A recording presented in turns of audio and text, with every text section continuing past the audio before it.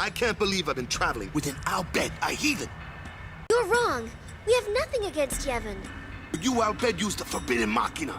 You know what that means? Sin was born because people use machina. You got proof? Show me proof. It's in Yevon's teaching. Well, not that you know. That's not good enough. Yevon says this, Yevon says that.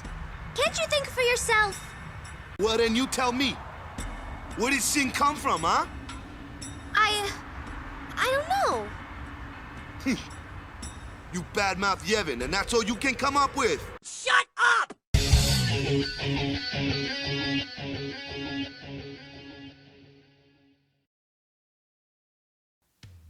Okay, so at this point, I've made it very clear that Final Fantasy X doesn't have a good story, but what about its gameplay? When it comes to video games, the gameplay is more important than anything else because if I wanted to see a video game just for the cutscenes, I could just see the cutscenes on YouTube for free.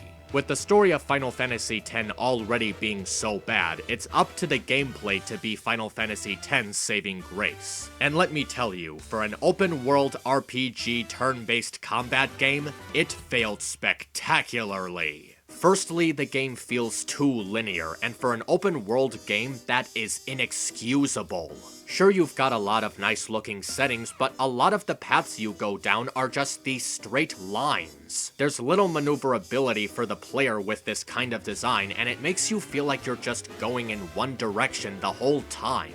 And the navigation is so annoying. The automatically set camera angles tend to give the player a very minuscule sense of direction, which makes it difficult to see where they're going. Sometimes you'll end up running into a pile of rubble or an obstacle which slows down your progression. That's not a feeling you're supposed to get in a game that tells you it's open world. And what's worse is that some areas, as you continue to walk through them, change the camera angle which muddies up your control in a way that just feels awkward. With no control over the camera, the player already has a hard time seeing where they're going, but knowing that many of the paths in this game are just straight lines, it makes the game feel like a watered-up version of Final Fantasy XIII. The only really open area I could think of was the desert, and even then you're only there for about 30 minutes before the game throws you back into a series of straight lines. Some areas just feel tedious to get through, like the Thunder Plains, which hits you with lightning every 10 seconds just to slow you down. And inside Sin, which places a bunch of invisible walls in your path, confusing you as to where you need to go. And that fucking awful dream area just before fighting Jet. You're placed in an area where the camera is slowly rotating and spikes form in the ground. Hitting one of these spikes throws you into an enemy encounter which deprives the idea of being at your fullest potential just before the final boss. And because of the camera's constant rotation, your control is jumbled to the point where you'll accidentally run into a spike. Oh, and the Cloister of Trials is another testament to how poorly paced the game is. You'll spend 10 to 20 minutes solving boring puzzles by moving a bunch of balls around. You'll often lose track of where you have to put which balls to proceed, and it's even more painful knowing that you only carry one at a time. Why only one at a time? Tidus has 2 hands, why can't he carry 2 at a time? And the destruction spheres are incredibly annoying to figure out, and you need to do them or else you can't get the secret Aeons later on. The worst one being in Bevel, where you're placed on these panels that move at uncontrollable speeds, and you are only given a split second to decide which direction to go before you pass an intersection.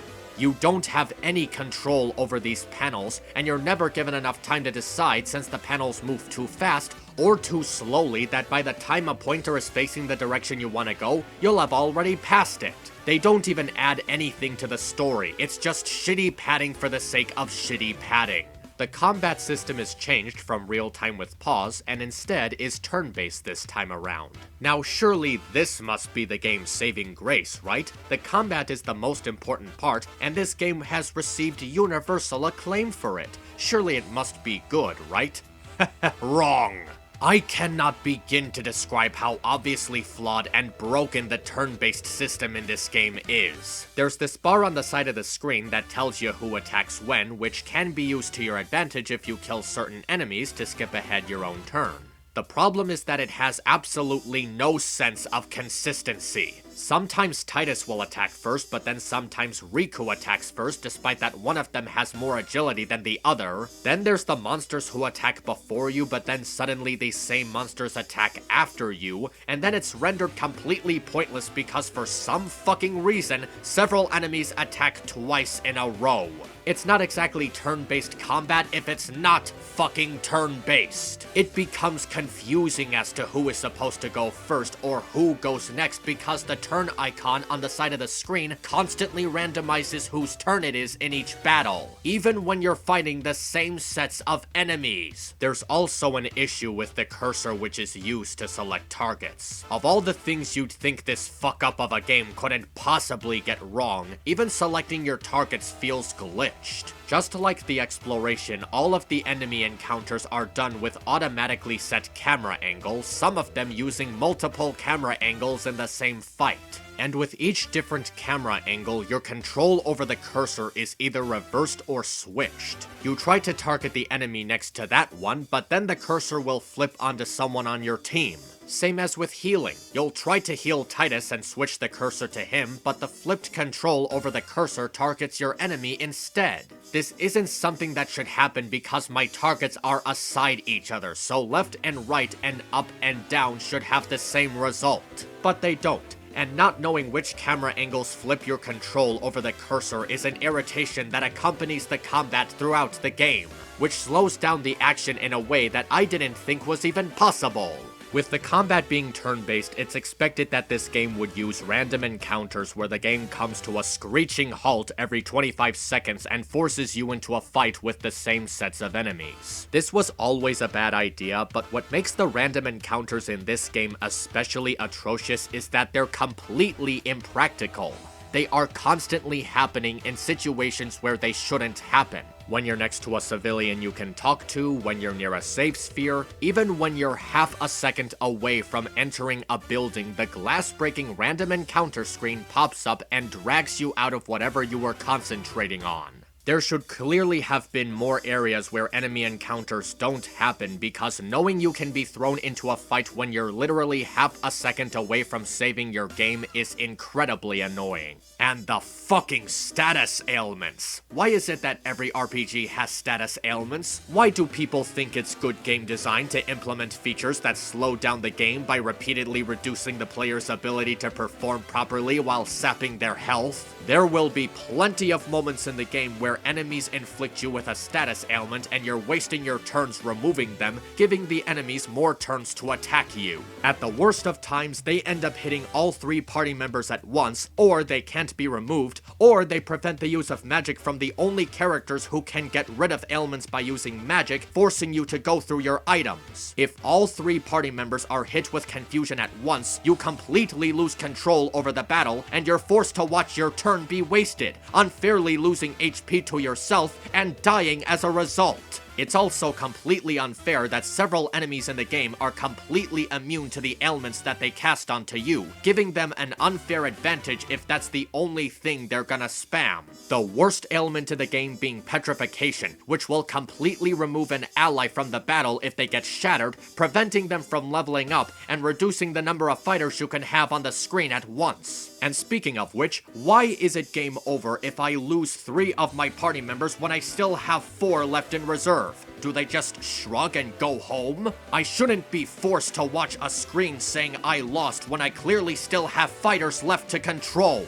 Oh, and that petrification thing I mentioned just now, there's plenty of attacks in the game where a party member is permanently thrusted out of the fight, unable to return, and actively reducing the fighters not only in reserve, but the number of fighters you can have on screen at one time. What the fuck is this bullshit? If Titus gets thrust kicked out of the fight, why can't Waka take his position? Why am I now only allowed to fight with 2 characters instead of 3? And why am I now only allowed to fight with 1 character instead of 2? I have other party members in reserve. This should not be happening.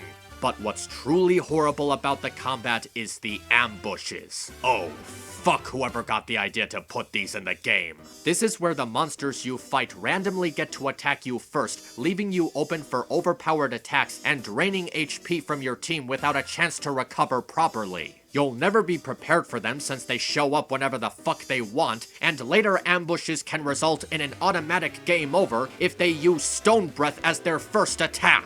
Even when you don't die as a result of this, it's a mechanic that has no reason to exist. It exists just because the stupid shits who developed this game wanted to frustrate the player by giving their enemies the upper hand through a random stroke of luck.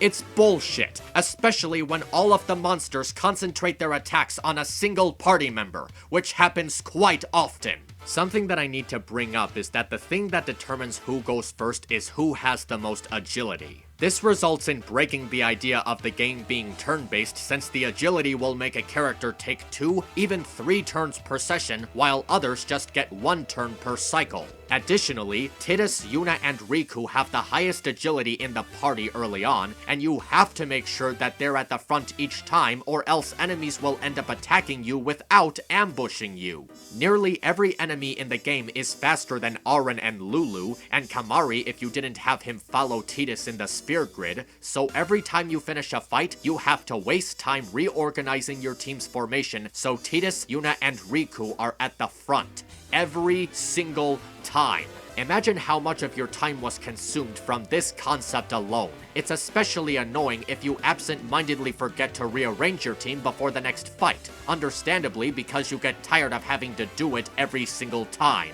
And the boss fights? Oh good lord. These are some of the worst, most repetitive, most slowly paced boss fights in any game I've played. Many of them have ridiculous amounts of health, defense, or attack power, which results in the player spending less time fighting back and more time recovering lost health, just so they can do it all over again. And aside from that, they also have the tendency to use cheap tactics. Every boss fight after the first encounter with Seymour is a slow and grating chore to get through, brought upon by the knowledge that they use every single shit-sucking ass-pull tactic you can possibly conceive. Status ailments, removing your status buffs, one-hit kills, attacks that deal too much damage to all 3 party members at once, recovering their own health, attacking when it's not their fucking turn, and using techniques that permanently remove a party member from the battle, and reducing the number of active fighters you can have on screen at one time. Yunalesca is one of my most hated boss fights in video game history because her fight consists of the majority of the problems I listed above. Removing your status buffs, making you feel like you wasted your MP for nothing, and casting ailments on you depending on which action you took that turn. Her third form has an attack that's capable of inflicting confusion on all 3 fighters, and if that happens, you can kiss your slim chances goodbye. She spams Zombie on you, which actively renders Yuna's healing spells useless, and she even casts Regen on you, which acts as poison because of your zombie status. Worst of all, you have to fight while Zombie is inflicted on you, because if you don't, she'll cast Mega Death, actively killing all 3 party members at once, which she can use at any random point, and forcing you to start the whole thing over again. What makes these boss fights so awful is that they don't challenge the player in a way that's appreciated. Instead of an evenly matched situation where the player progressively reduces their HP to 0, they're placed in a completely one-sided situation struggling to stay alive so they won't have to see the same unskippable cutscene over and over and over again.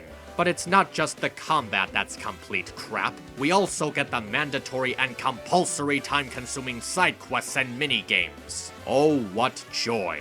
Collecting the Albed primers just feels unrewarding and pointless since you don't really learn anything. And because they're so widely spread out, you'll only understand the language on a second playthrough. And I'd sooner rewatch Batman v Superman before forcing myself to play through this shit all over again. The jet spheres that are required to obtain Auron's overdrives are just there to force the player into unnecessary backtracking. Why? Because the jet spheres that weren't at the designated locations before the magical cutscene that sets them up suddenly appear. Why do they just randomly appear after that one boss fight? Why can't I start collecting them at the start so I don't have to needlessly backtrack to certain areas? Unlocking Tidus's overdrives are a pain in the ass too, as you have to perform each new unlocked attack 10, 30, and fucking 80 times in a row. There isn't even a counter to help you keep track of how many more of them you have to do. And these mini-games that accompany the overdrives are just tedious. They revolve around quick time events, timed presses, and bruising your palm by rotating the right stick. And if you miss any of them, your attacks are weakened, which shouldn't be the case considering these overdrives are meant to have high power. Has anyone on the face of the planet ever gotten Lulu's Fury Bar to reach the other side of the screen? Anyone at all? You also have the ability to steal items throughout the game, and this is just about as broken as you'd expect. You're constantly shown the exact same couldn't steal anything line, which I can only assume was done to piss off the player. Every time I see this message, I get the distinction that I was supposed to get something, but the game directly tells you to go fuck yourself and you're not allowed to have it. You will see this couldn't steal anything message so many times in a row, you'll feel like the game is purposefully wasting your time. Because the enemies do have items to steal, it just doesn't want you to have them. It doesn't even make any sense for the game to waste your time with this couldn't steal anything bullshit, since it's willing to let you get the items anyway.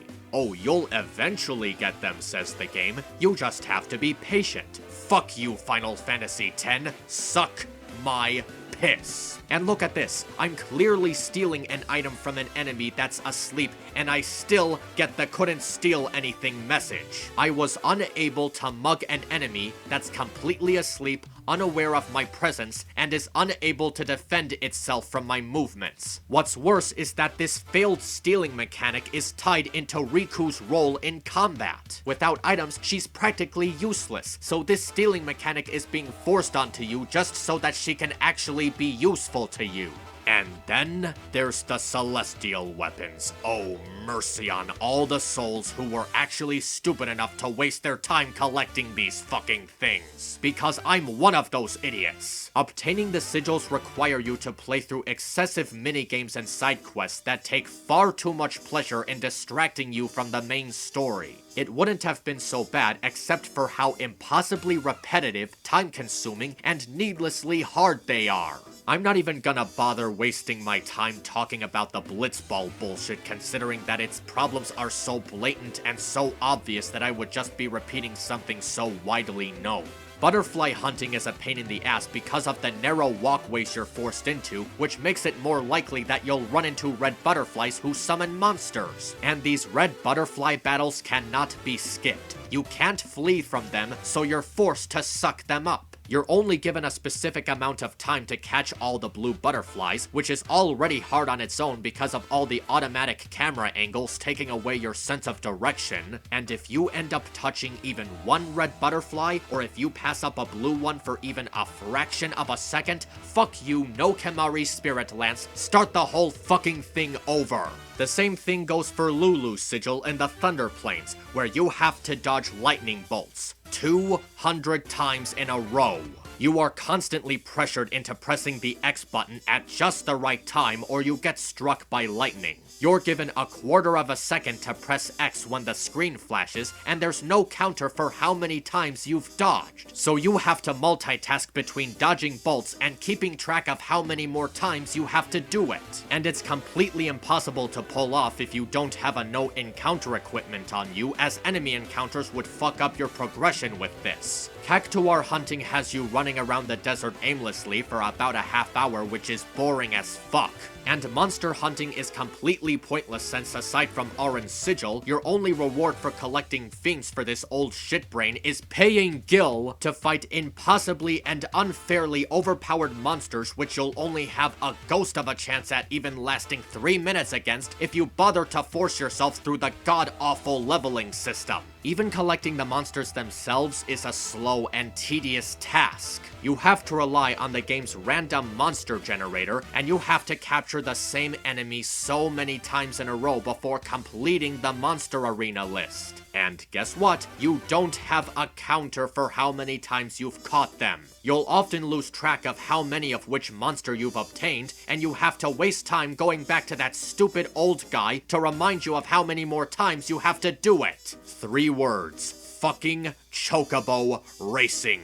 This is the most infamous of the Celestial Weapon Quest for how hard and how thoroughly unenjoyable it was. You first have to train a wild chocobo, which is absolutely shit to control. You don't even have any control over the chocobo during these training sessions, only being able to steer it left or right. The turning feels so sluggish and so unresponsive that you completely lose control of the chocobo. Sometimes it turns by itself even if you weren't pressing any directional buttons. Unfinished design much? And what's worse is that obstacles are always thrown at you. Balls that home on you, balls that explode into other balls, birds that fly right fucking at you. All of these obstacles appear whenever they want, giving you little time to react to them, and because of the sluggish control over the chocobos, you can't properly steer away from them. The race where you're required to get a time of 0 seconds is punishing. You have to collect balloons and dodge birds while steering yourself in the path that'll take the least amount of time.